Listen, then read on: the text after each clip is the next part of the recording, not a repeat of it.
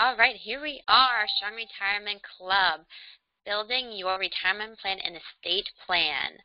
So before we dive in, I do want to take a quick moment because I know everyone here has a lot of different things going on in their lives, whether it's real estate, health issues, taking care of others.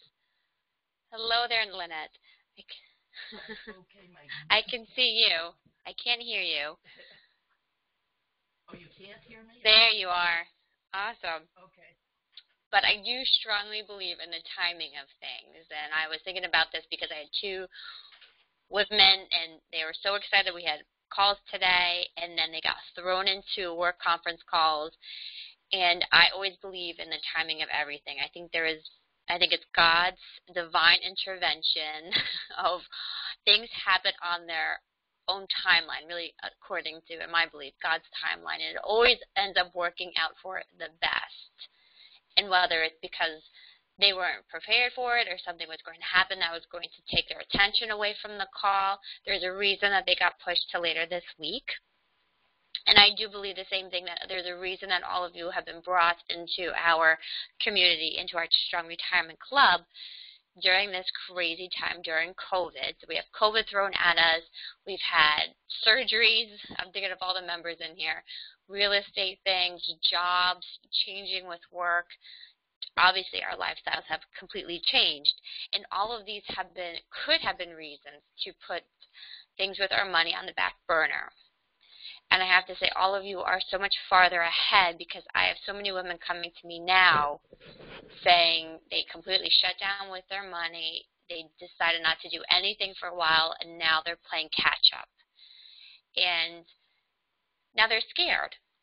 They're scared. Their plan's completely thrown out the window. They're back into that survival mode.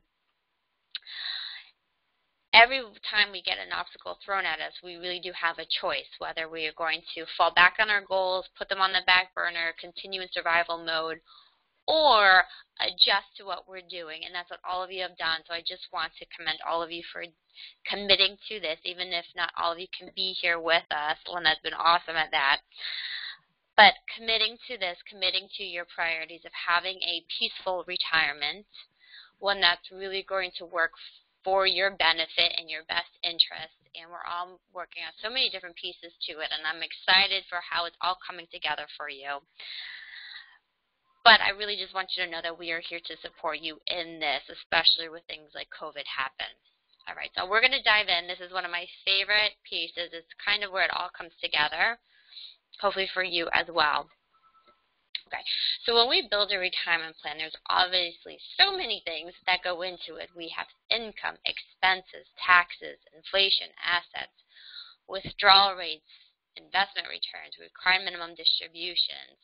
And on top of it, these factors change. Taxes change. Even the required minimum distributions change. Investment returns change.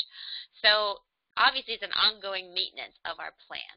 Things are always having to get readjusted and monitor it. So just even though we might have it set, we still have to monitor it and make sure it's constantly being updated. These factors change, but you also change as well.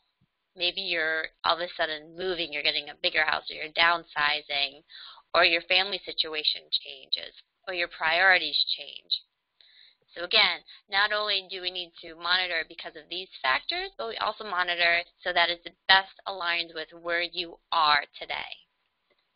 Okay, so there's so many different factors. This is how I like to break it up, and I think mentally it's very helpful to start to pull these pieces apart. I look at what is working for you. Whenever we look at what is working for you, we want to see how we can enhance it, optimize on it. So we have income, sources of income. Maybe you have Social Security, maybe you have pension, income, gains from investment, part-time job, rental income, passive income. That could be if you're the owner of my gym. He's a retired Wall Street guy who was very bored at home. He decided to partner up with his trainer to build a gym. So now he has passive income, even though he's still pretty active in his role there. Other things, so income gains from investments, all of these we want to look at what's going to be taxed to you, what's going to be tax-free, which ones are guaranteed, which ones are stable, and things like part-time job consulting, how long will we get that income from? So again, here we started to pull the pieces away, but then we also want to look at it from a tax perspective, the time frame, the stability of it, what's guaranteed, and then we start to build your income.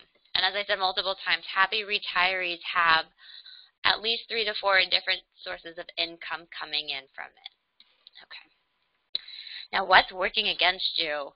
So these, we want to see how can we protect against them, manage them, neutralize them as best we can. So we have inflation is 3% on average. Healthcare inflation, 5.1%.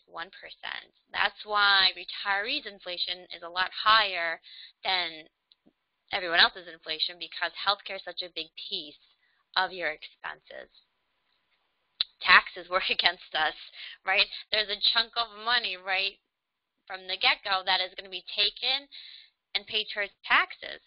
So some people say you retire with a partner who is Uncle Sam. So every dollar of your hard-earned money is going to be split between you and Uncle Sam while you're working and in retirement. We have expenses, high withdrawal rates. So you have some people that are taking out so much money and they're wondering why their money is going down or why it can't grow. It's because they're taking out 10-20%, which then you have the risk of running out of money. So typically we want to stay around that 4 to 5% safe zone of your money. And we'll take a look at what that means dollar-wise. Investment losses. So earlier this year, everyone was freaking out because the markets were tanking, and that's one of their biggest fears. Right before retirement, right in retirement, the market tanks. Now their money's worth half as much.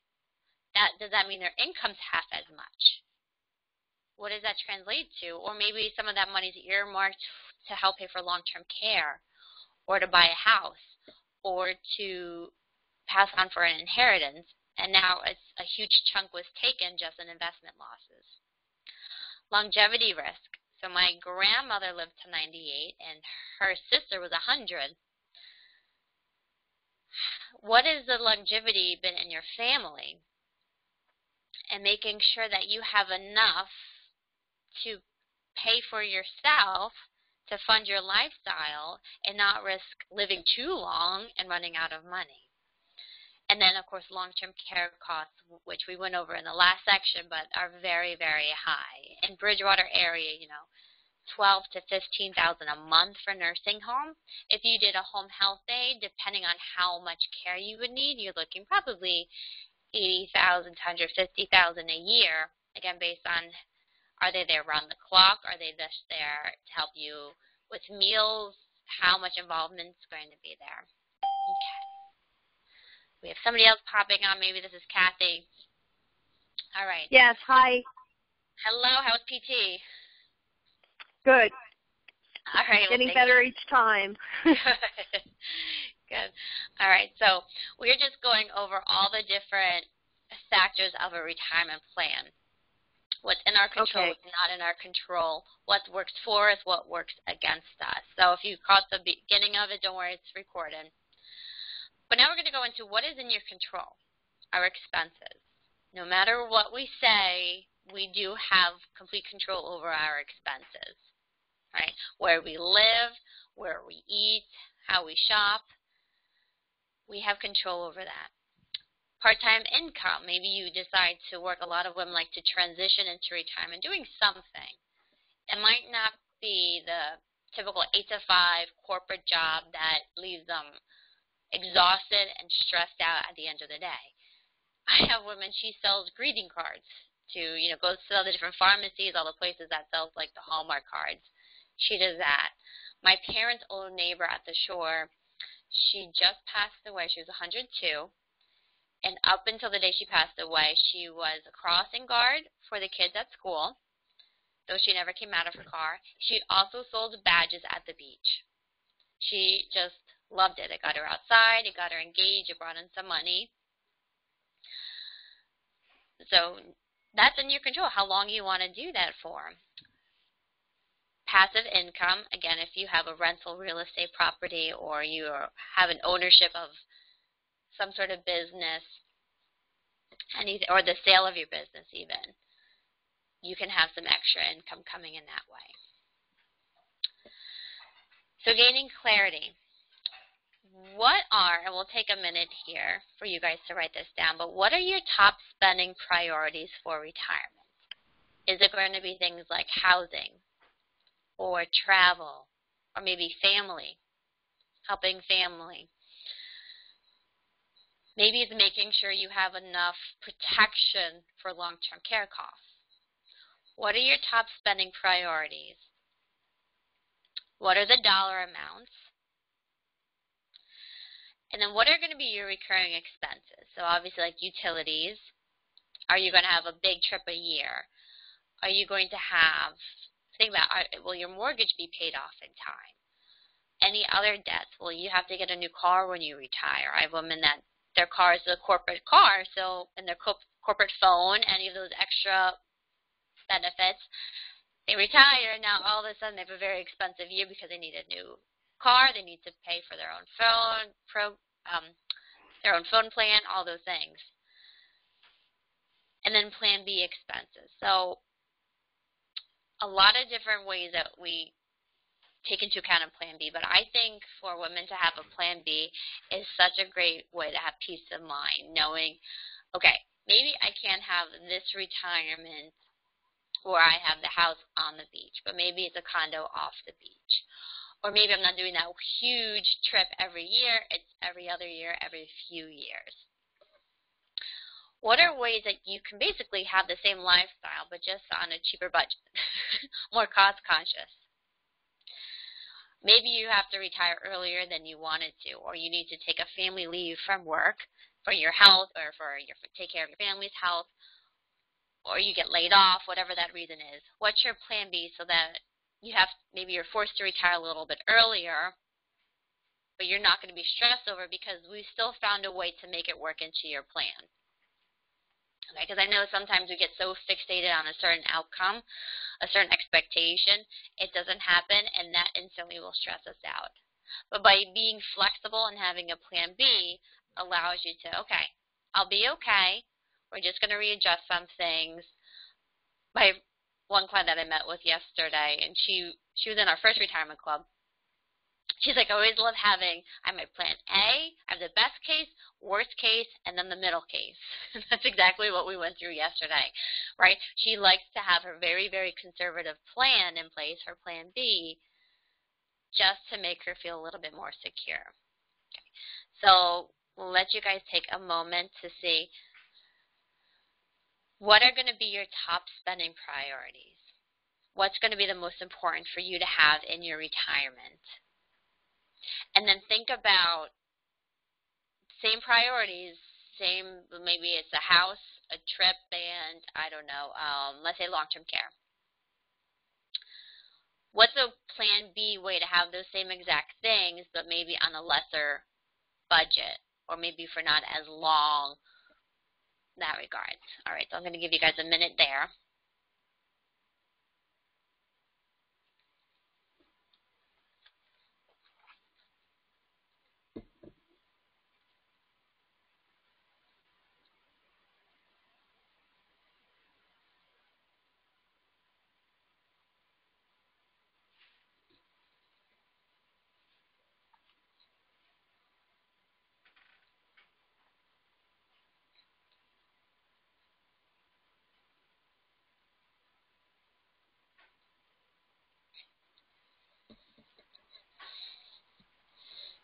Okay, and again, these are things that we can, if we haven't done the one-on-ones yet, we can go into these, and this is exactly what we do in our goal plan for those of you who did the multiple one-on-ones, where we will look at, 3 scenarios right in a row, and one can be that very conservative plan, what can be a little bit more aggressive, maybe retiring earlier on more money, and then what's the in-between plan, and then you can look at the numbers right next to each other to see the money math, right? The numbers never lie. How does this really impact my money and my sense of security in retirement?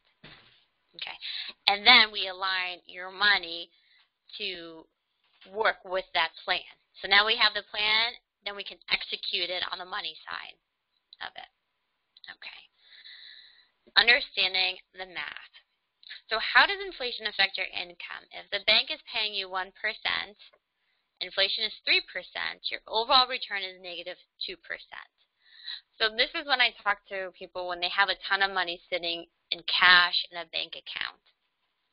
While it is important to have cash there, usually around 6 months of your living expenses is pretty ideal. Anything over that, I have some women, it's hundreds of thousands of dollars in cash. I have one client that's $900,000 in cash in a bank account. But it's really working against you in two ways, right? As you can see, you're slowly losing money. It's slowly depreciating. And even that 1% you earn isn't a true 1% because you have to pay tax on that 1%. Now, what about if your investments earn 5%, inflation's 3%, your overall return is 2%. So at least here you're keeping up with inflation. Okay. How does investments returns affect your income? So let's say you earn 5% on your assets, right? This is pretty simple math. You withdraw 5%, so you break even. This seems so simple, but when you are retired and now you're taking money out, I get these questions all the time. Well, how come my money is not going anywhere? How come it's going down but the markets are up? It's because of your withdrawal rate, the percentages versus the percentage your money is growing. So let's say you earn 7%, you withdraw 5%, you earn 2%, so it's going up a little bit. What if you earn 3% and you withdraw 5%? Then you are down 2%. So always keeping in mind the money that's coming out compared to what's being left there to invest. This is why people's accounts are going sideways or going up or they're going down. It's all because of their withdrawal rates. Now what about taxes? So a gross withdrawal rate versus the net. Again, I get these questions all the time from clients.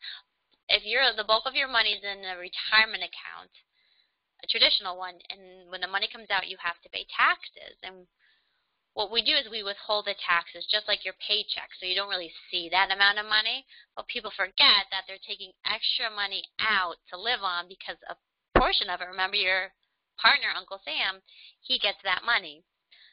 So let's say you withdraw 3% a month and $1,200 of it's being withheld for taxes.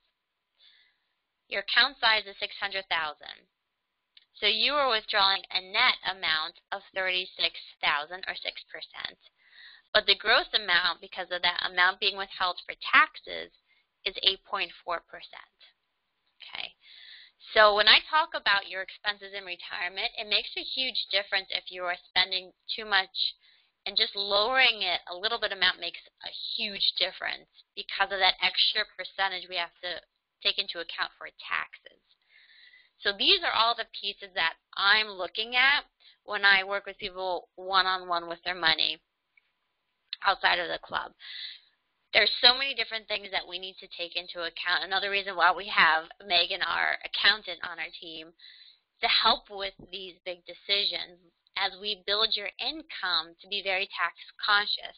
How much of it will be taxed, how much of it won't be taxed, where to take the money from. All right, so I don't want you to get too overwhelmed with this.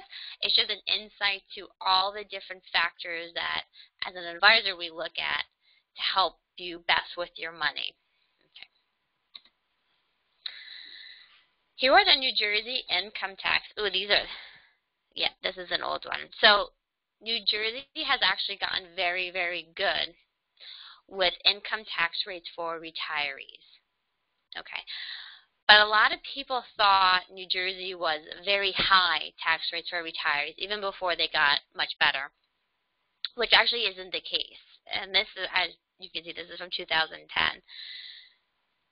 We aren't even in one of the top highest tax rates. it's really our property taxes and our cost of living that get people here in New Jersey. It's not the tax rates. Again, it's very, very beneficial actually for retirees to be in New Jersey. Sometimes it's just too expensive because our houses cost a lot more money. Our property values, our property taxes. I have clients that move out of state and they go from paying $10,000 to $15,000 a year in property taxes to $1,000 a year in property taxes. So really what they used to pay a month, now they pay a year. And that a lot of that was their plan B. Now all of a sudden they found an extra $10,000 to $15,000 in their budget. And then their utilities are lower, the HOA fees are lower. Going out to eat is cheaper. So right off the bat, they found an extra $10,000 to $15,000, but each month they're seeing hundreds, if not $1,000 to $2,000 extra just from the cheaper cost of living. Investment priorities. So again, another thing that we like to look at is how much risk do you like to take on? And think about it, how much risk do you like to take on while you're working versus when that paycheck stops and you no longer have this influx of money coming into your life, you're now taking money out.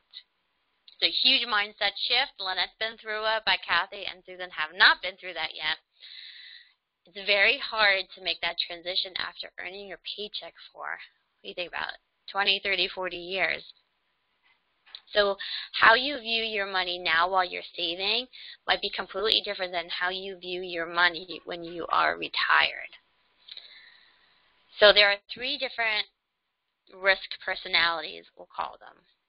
We have the avoider, the taker, and the manager. Okay?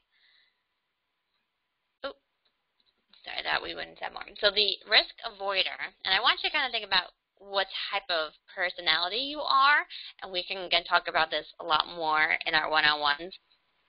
But the risk avoider likes money in the bank account, kind of like my client who has $900,000 sitting in her checking account. Risk avoider hates taking on a lot of risk with stocks, doesn't really likes to stay in their comfort zones. If you're a risk avoider, having guarantees is going to be very important. So taking Social Security as soon as possible, putting money maybe into like an annuity. Usually they're drawn to jobs that have a pension. See, those type of things that have that guaranteed or steady income that comes in. They feel better than taking a lot of risk, let's say, in the stock markets or in a business venture or in real estate. Now, the risk taker is completely opposite. They don't care as much about guarantees because, remember, anything that's guaranteed, there's a trade-off for that guarantee. Maybe it's a lower rate of return or it's a little bit more expensive. They'd rather try to knock the ball out of the ballpark and take on as much risk as possible. And maybe that was you when you were younger, just starting out, or somebody like me who does this day in, day out, and I know the trade-offs, I know the in and outs of the markets, and I'm fine searching for those small opportunities that can really explode for you. Now, the risk manager, that's pretty ideal because you're right in the middle. And usually this is where people get to right around that time of retirement. And this is when I start to view your money almost like in three buckets. We have one bucket that is going to be very conservative. That's going to suit the avoider in you. We have your last bucket, the last bucket of money that you will ever touch is the one that we are willing to take the most risk. Not saying it's going to be crazy aggressive, but out of all the buckets, take the most risk. And then we have one in the middle, and maybe the one in the middle has some sort of guaranteed income or steady income that's coming in. And for me, I like to view it based on your goals. So let's say the one bucket is to fund your lifestyle right now. Okay? It's going to be very conservative, a mixture of, I don't know, something like short-term bonds, money in the bank. The very aggressive money, we'll earmark that for long-term care. Because remember, healthcare inflation is 5%, so we need to invest it into something that's a little aggressive so that it keeps up with inflation. Then the manager will do something in the middle that will just be long-term steady growth to help you continue to fund your lifestyle, especially as inflation keeps going up.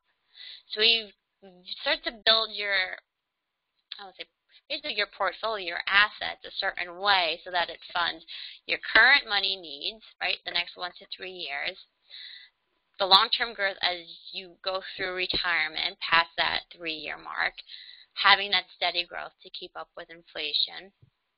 And then the third bucket that is going to be later in life, maybe for long-term care or extra care needs at that time. Okay.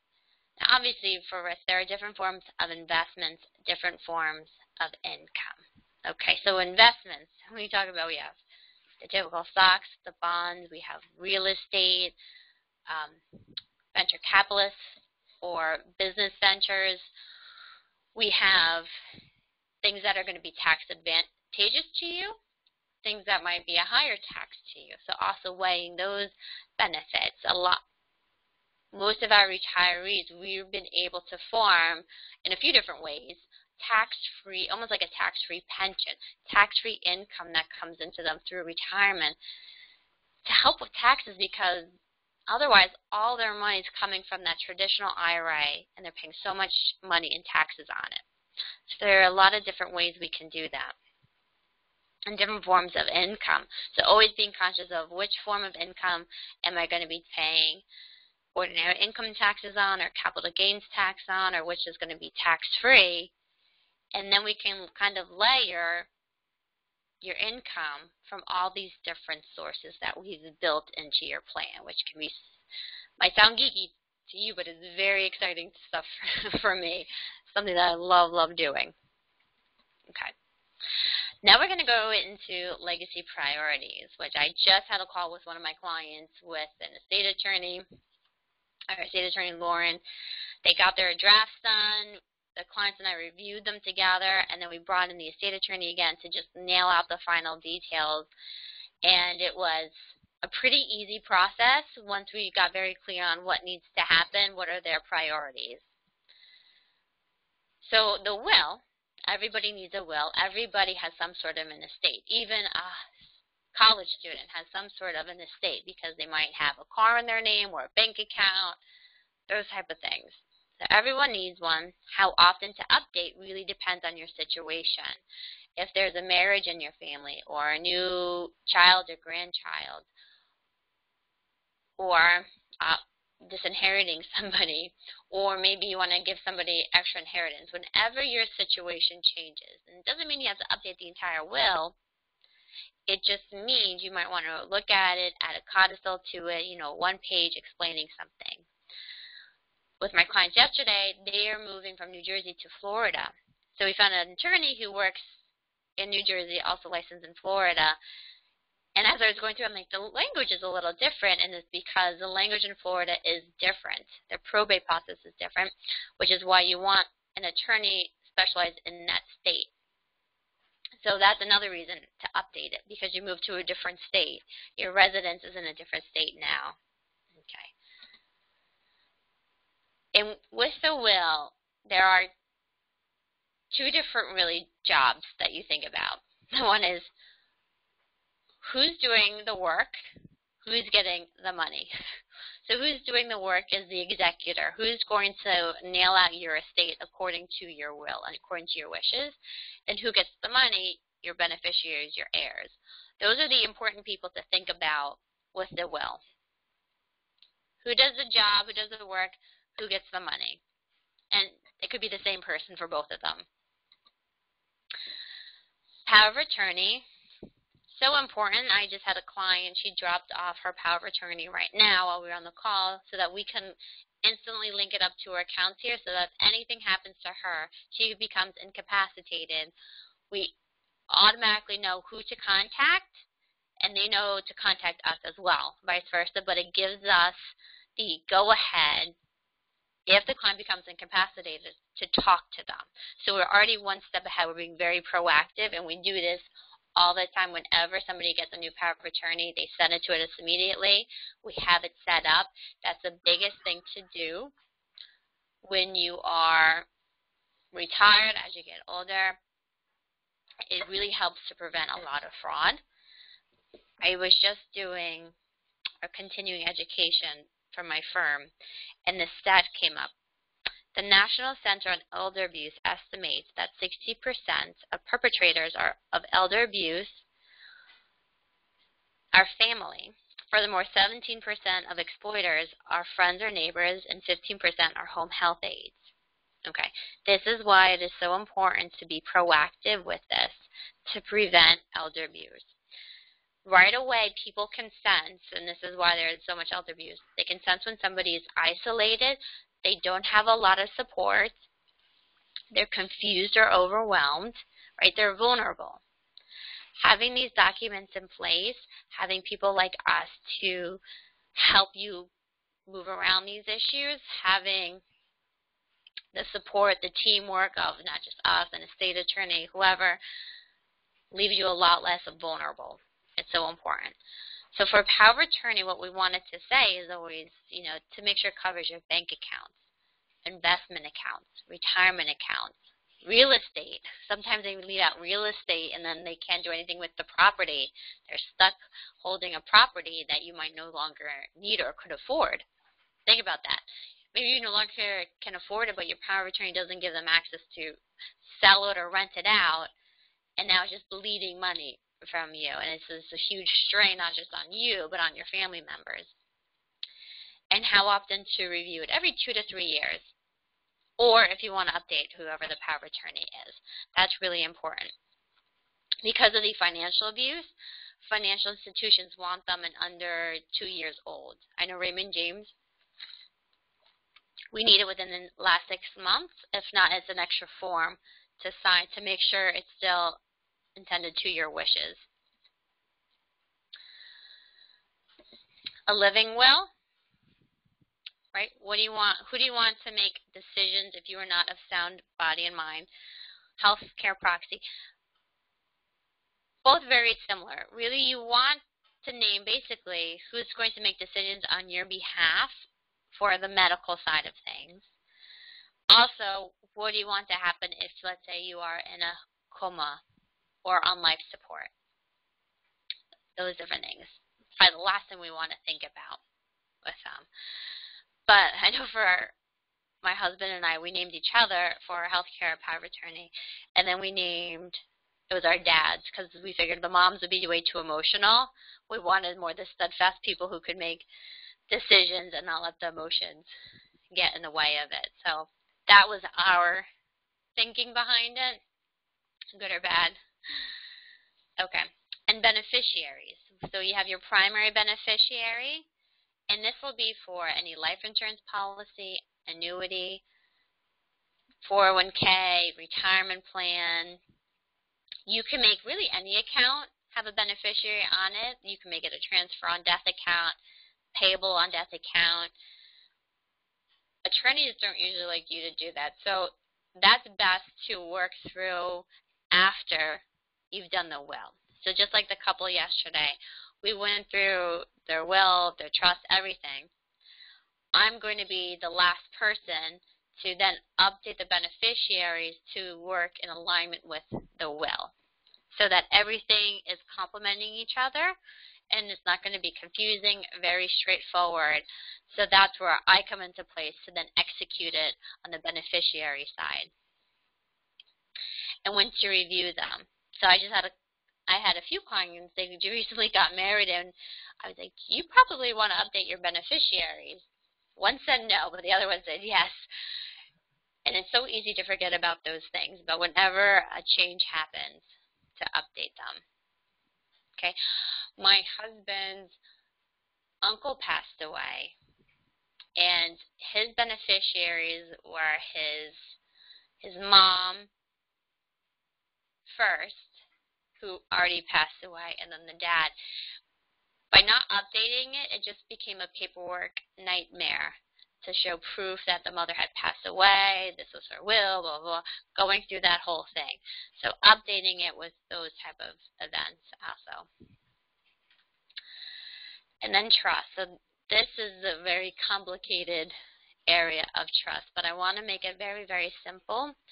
And this is when we bring in the estate attorney, Lauren, to go over, do you need a trust? Do you not need a trust? She does all the legal advice. I'm just going to kind of explain it. And then with her, we can see, does it make sense for you or not? So there's the revocable trust and the irrevocable trust. Revocable trust means I can put money into it and I can immediately change my mind and take the money out of it. The irrevocable trust means I put money into it and I don't have any rights to take the money back out. It basically leaves, technically, my name goes into the trust name. So the trust then pays taxes on it. The revocable trust, because I still have a say over the money, I pay any taxes on the money, any gains, any income from that trust. Then you have the living versus testamentary. So the living trust means I put money into it while I'm living. Testamentary trust is a trust formed in your will. So it takes you passing away for the testamentary trust to come into play. Obviously, since you passed away, you can't change your mind about it, so it automatically is an irrevocable testamentary trust. Because you're gone, you're dead, you can't take the money out of it. It's too late at that point. Okay. But a living trust can be revocable or irrevocable. A testamentary trust, because you're no longer here, automatically just becomes irrevocable. I hope that kind of simplifies it, of what kind of trust you can have. And again, trust, you can basically make the trust exactly how you want it to be. It's that flexible. It's not like you're buying a certain product and you have to buy exactly what this boxed product is. You can make the beneficiaries, you can say how they get the money from it, you can say who's in charge of paying taxes on it, right? You have so much say over it as you build the trust, and there are different reasons why people have trust. They might have it because it keeps the money in the family in case of a divorce. There's special needs trust if you have children, grandchildren who are special needs, who are on state benefits, so that inheriting money doesn't throw them off of the state benefits and becomes a huge paperwork nightmare for them, and also to lose all that support from the state. You don't want to do that at all. You can have one because it takes money out of your name for long-term care purposes, which we'll go into as well if you ever wanted to talk about that. It could be because to protect the money, again, from lawsuits. Your children inherit money, you keep it in a trust. They get into a car accident, that money in the trust can't be accessed because of the lawsuit. Different reasons people do trust, so it really comes down to what's the purpose of this trust in your overall plan. It's not like, oh, I just need to have a trust because everyone's talking about a trust. That was my neighbors. They used Susie Orman's estate document, which was, do not use those type of products. It was like a $50 purchase. They downloaded the documents, put their names in it, and that was it. They're probably not going to hold up in court, anything like that. And part of the package was a trust. They go, oh, look, we have a trust. I said, well, you have a trust, but nothing's actually in the trust. It's kind of worthless. And two, they might not need a trust. I'm not a lawyer, but they might not need a trust. So you want to make sure you understand the reasoning behind the trust and then why it makes sense for you. Okay. Legacy priority. So this is when we have a lot of overlap between getting your estate done and long-term care planning. So when I look at long-term care planning, I'm looking at it in really two different ways, two different strategies, and usually we want to use both. One is, how are we going to fund long-term care? And how are we going to protect assets for an inheritance if that's a priority for you? And it might not be. Or maybe you just want to have enough assets to make sure that you're not a burden on somebody or that you run out of money. Okay. So that's where we kind of look at, okay, what money is going to fund long-term care? Do I need some type of insurance to help me fund it? how can I protect some assets so that if I run through all my other money, I have this money left to fund myself, my lifestyle, or to pass on as inheritance. So I want you to think about what's going to be the most important thing to you or both important to you. Okay?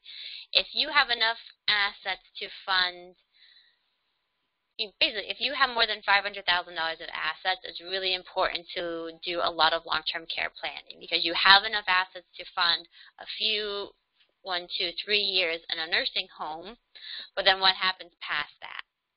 If you have a spouse, none of you do, but if you have a spouse, you also want to look at it because you need enough money to fund maybe both of you in a long-term care facility, or if just one goes in, that there's enough money for the other spouse to continue living. Okay? If you want to make sure that your kids or whoever they receive an inheritance, you want to do long-term care planning to make sure that there is money left over, or do whatever we can to ensure there's money left over for that. So I want you to think about, again, we can take 1 minute, what is your top legacy priority? Maybe we can put this, let me see, where's the chat? No, we don't want that. Here we go. All right. Can everybody access the chat? What is the top legacy priority? I kind of want to hear what you are thinking for it.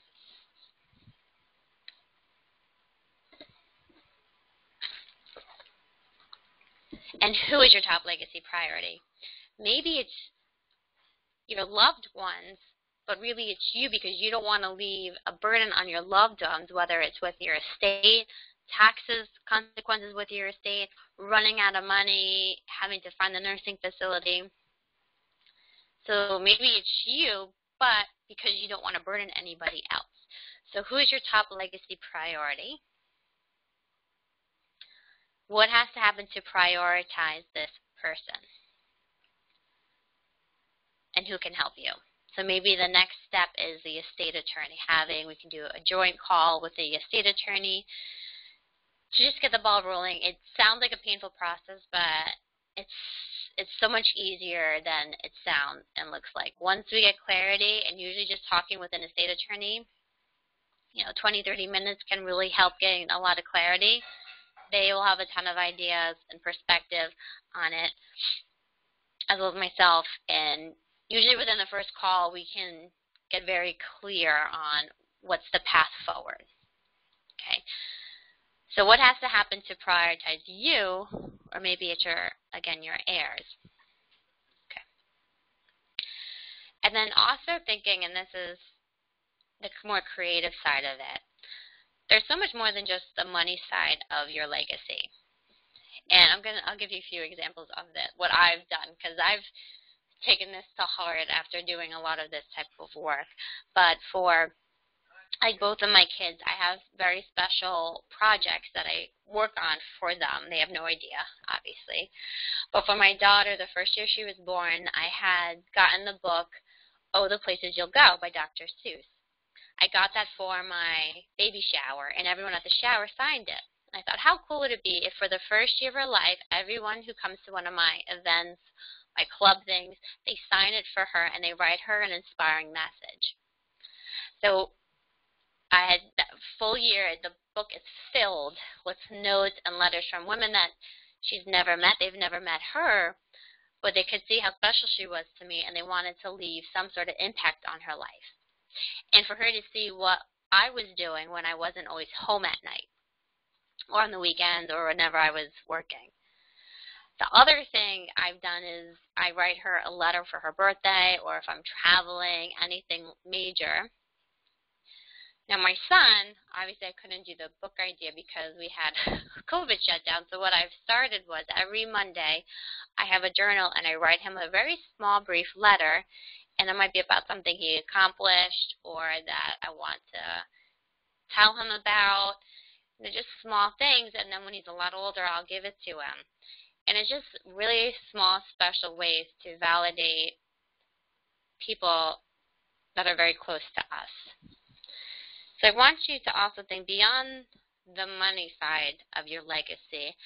How can you show people that you really do care for them?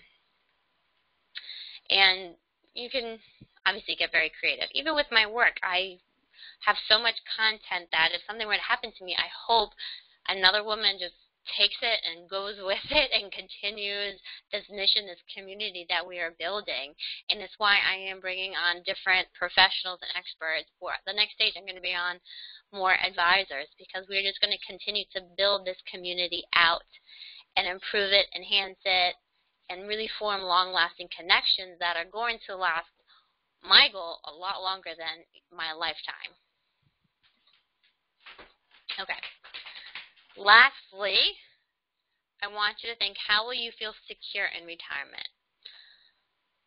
What has to happen to feel secure? What needs to be done to feel secure? Who can help? So really, what are your next steps?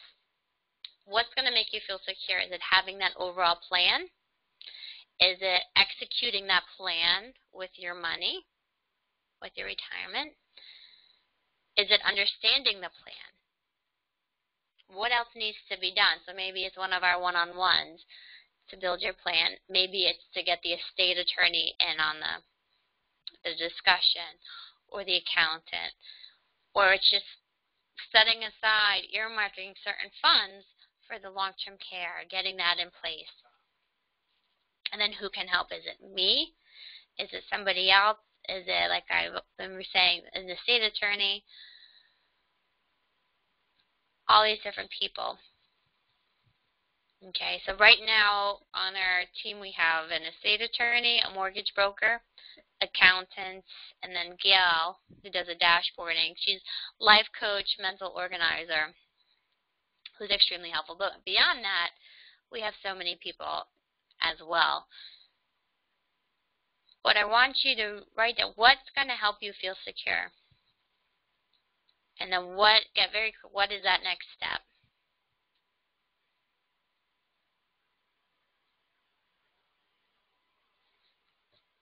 Okay, and that is our last slide. Yep, that is it.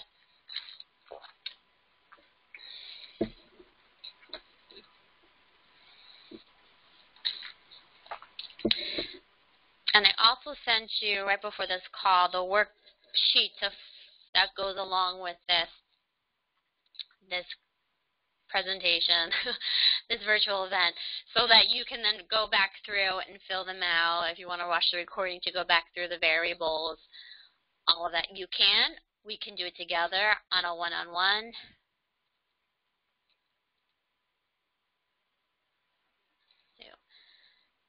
All right, so I hope you all have what needs to be done, kind of your next steps. Does anybody have any questions?